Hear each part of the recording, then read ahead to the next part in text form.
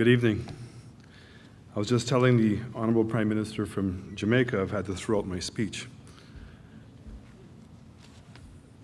Chairman of the conference and heads of the government, the Caribbean community, the Honourable Roosevelt Skerritt, our host, President of Guyana and Brigadier David Arthur Granger and Mrs. Granger, heads of government, heads of delegations, ministers of government, Secretary General of the Caribbean Community, His Excellency Edwin LaRocque, members of the Diplomatic Corps, invited guests, citizens of the community, young students, ladies and gentlemen.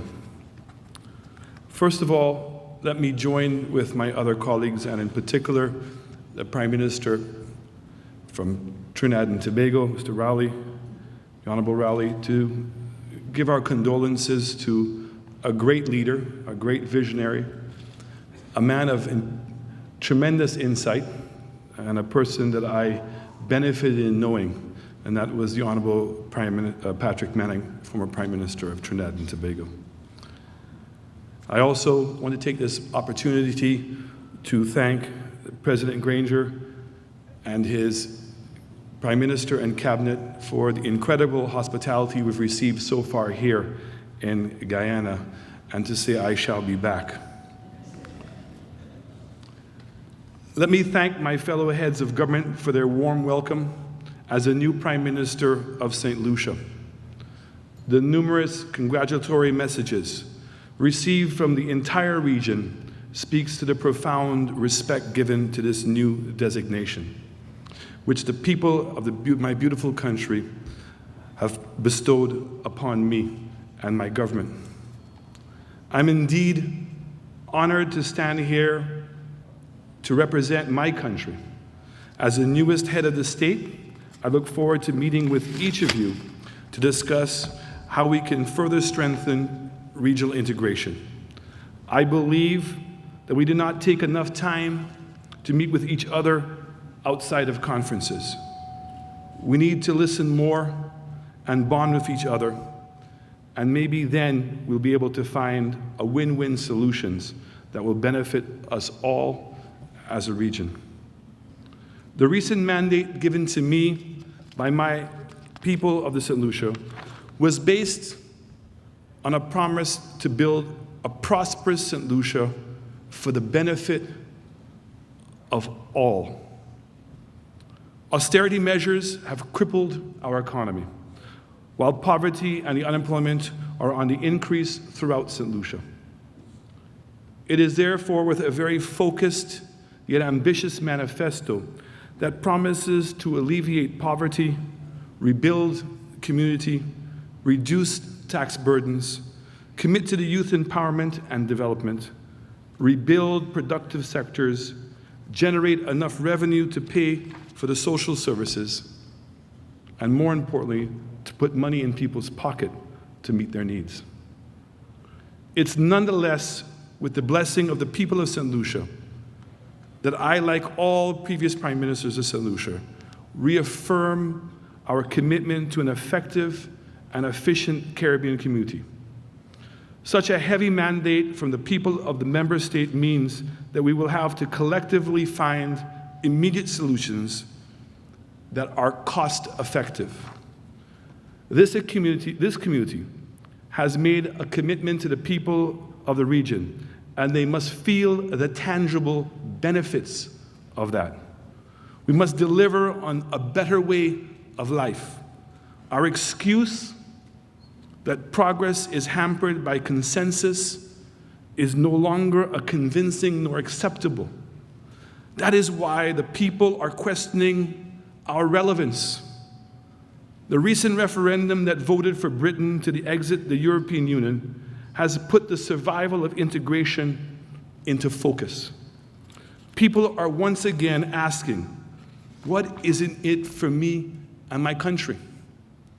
What if our people ask for such a referendum? Are we certain of their response? Have we done enough to create that connection between our people and this community? Why are we so afraid to do more with an organization that has demonstrated that we can punch above our weight in the international arena?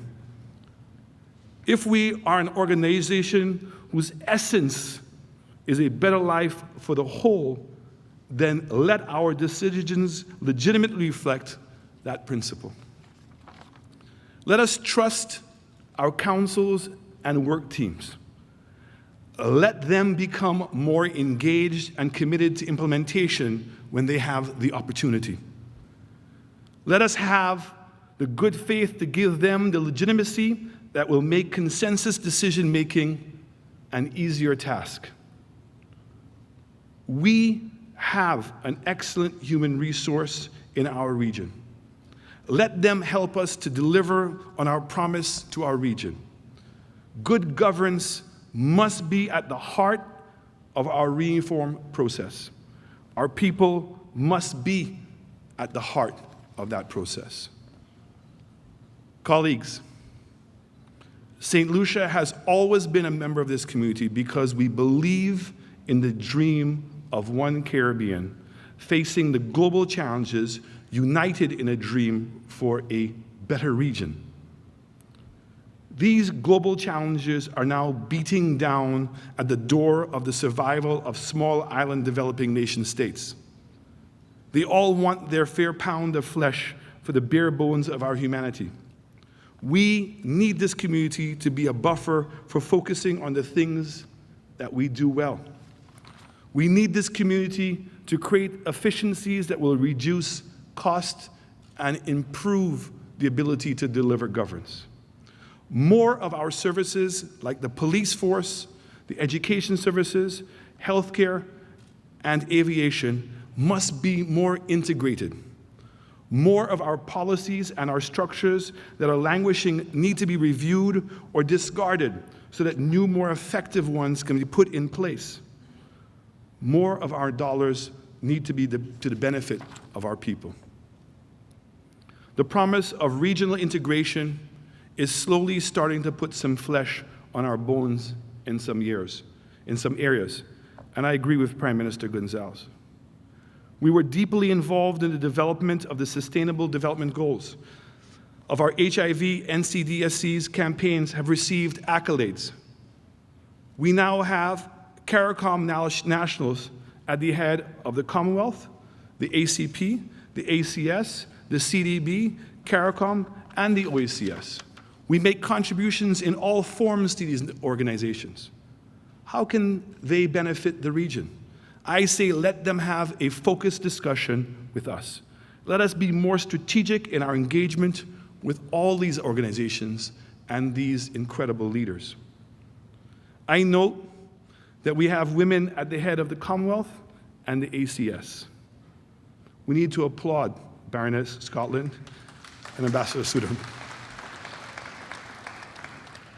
It is with momentous and we're very proud of their achievement. It is, however, sad that we are taking so long to achieve the equality for women, especially when all the statistics show they are better educated, from my experience, my mother and my wife being my main examples. And let us consciously review the structures that hinder their inequality. Our membership in regional and international organizations and our relationship with third parties must also reflect our own commitment to democracy and human rights. They cannot be separated. We must never be afraid to ask the questions of our organizations or our allies and those who seek to be our friends. We have a right as a post-colonial countries to insist that citizens of all countries are treated humanely. It would be remiss of me not to say something on tourism. The importance of this major income earner is not reflected in our deliberations or our institutions. We prefer to highlight the negatives. In the words of Sir John Compton, tourism is like a pharmaceutical knife. It cuts both ways. We must mitigate the negatives and pursue the positives. We must put an end to ego-tourism.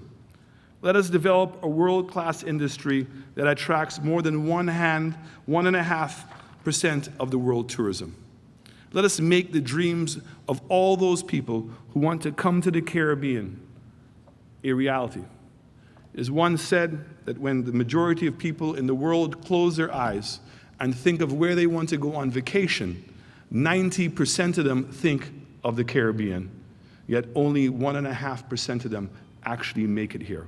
There's opportunity in those hills. I want to also make reference to a speech I gave in Trinidad and Tobago, because it's about perspective. And I said, I envy being the Minister of Energy in Trinidad and Tobago, not for the obvious reasons as to how much money he gets, but for the fact is that he can get an engineer to come down and determine how much oil there is in the ground. And taking today's prices and future prices, actually put a price to the potential of what that oil has to offer. And therefore, when he goes to the Minister of Finance with cap in hand, he has a very important argument that he could make. Have we actually worked out what the potential of tourism is in our region? And we must stop the idea of determining how much we're going to spend on tourism based on what it's produced and start thinking of what it can still produce for this region. I also want to take the opportunity to talk about corresponding banks. We had a very successful campaign with the UK on APD, in which we put together an incredible lobbying effort. And I believe that the time has come, and it is calling for us to put together a more effective lobbying approach towards corresponding banking. We must stop thinking that we have to solve this problem alone. Think of the number of multinational companies in the United States of America, airlines, cruise industries, suppliers, individuals who own their homes, who have a vested interest in our region, and who know exactly how to lobby their governments.